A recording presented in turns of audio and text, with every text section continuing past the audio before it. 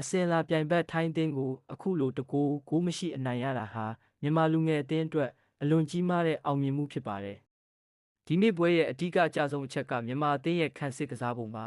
။ထိုင်းအသင်းရဲ့နီးစနစ်ကျတဲ့တိုက်စစ်ဆင်မှုတွေကိုဧရိယာအပြင်ကလေးကစနစ်တကျပိတ်ဆို့နိုင်ခဲ့ပါတယ်။အထူးသဖြင့်ဗဟိုနောက်ခံလူတွေနဲ့ဂိုးသမားရဲ့နားလည်မှုဟာအထူးကောင်းမွန်ခဲ့ပြီးဂိုးမပေးရဘဲထိန်းကျောင်းနိုင်ခဲ့တာဟာချီးကျူးစရာပါ။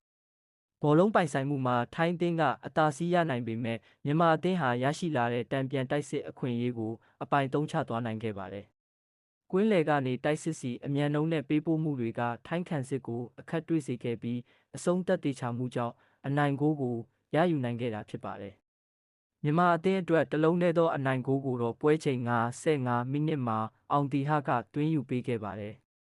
မြန်မာကွင်းလယ်ကစားသမားတွေဟာထိုင်းအသင်းရဲ့ playmaker တွေကိုလွတ်လွတ်လပ်လပ်ကစားခွင့်မပေးခဲ့ပါဘူး။အနီးကပ်ပြီးဖိအားပေးကစားခဲ့တာကြောင့်ထိုင်းအသင်းရဲ့ပေးပို့မှုတွေအမှားများခဲ့ပြီးမြန်မာအသင်းအတွက်ဘောလုံးပြန်လည်ရရှိဖို့အခွင့်အလမ်းတွေပိုများခဲ့ပါတယ်။ထိုင်းအသင်းလိုအသင်းမျိုးကိုရင်ဆိုင်ရမှာပွဲချိန်ပြည့်အာရုံစူးစိုက်မှုမပြတ်ဘဲကစားနိုင်ခဲ့တာဟာမြန်မာလူငယ်တွေရဲ့စိတ်ဓာတ်ပိုင်းတိုးတက်မှုကိုပြသနေပါတယ်။ဦးဆောင်ဂိုးရပြီးနောက်ပိုင်းထိုင်းအသင်းရဲ့တရားစက်တိုက်စစ်ဆင်မှုတွေကိုစိတ်အေးထားပြီးတောက်ခံနိုင်ခဲ့တာဟာအနိုင်ရလက်အတွက်အဆုံးဖြတ်ဖြစ်ခဲ့ပါတယ်။ဒီနိုင်ပွဲဟာမြန်မာယူဆက်9အသင်းအတွက်ရမှတ်3မှတ်ထက်မကပဲအသင်းရဲ့ယုံကြည်မှုကိုမြင့်တက်စေခဲ့ပါတယ်။ထိုင်းအသင်းကိုအခုလိုအနိုင်ယူနိုင်ခြင်းကအုပ်စုတွင်ပထမနေရာအတွက်အခွင့်အရေးအလွန်ကောင်းသွားစေသလိုနီးပြအဖွဲ့ရဲ့နီးပြူဟာပိုင်းအောင်မြင်မှုလို့လည်းဆိုရမှာပါ။